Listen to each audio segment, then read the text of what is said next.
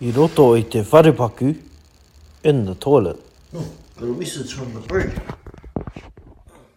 Yo, JP, can you do a shout out for me real quick, cuz? Yeah, bro, hard. I'm doing $7 programs, bro. E whitu ngā tāra, $7.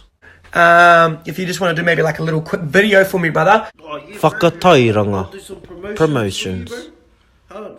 And then vice versa, if you ever need me to do any shout outs for you or whatever, I'll do that happily, cuzzy. Oh, bro. Tikanga Oh, mahi. that's a mean deal, eh? Mean deal. Bro, you know I'm keen as.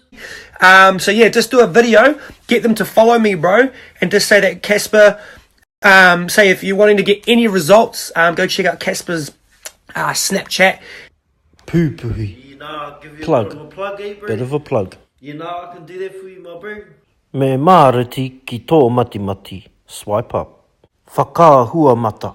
Screenshot. And he's doing $7 programs worth normally $1,000. Ko tahi mano ngā tāra. $7. $1,000. $1,000. $1,000. Ko Bro, tahi you know, mano I'm ngā pretty tāra. sure my followers will be keen, $1,000. bro. Yep. I'll just make a video and put on my Snapchat and all my media. Alright, that come with obviously apps, meal plans, training programs, etc. Tiki ake i nai nei. Download now. Me māriti ki tō mati.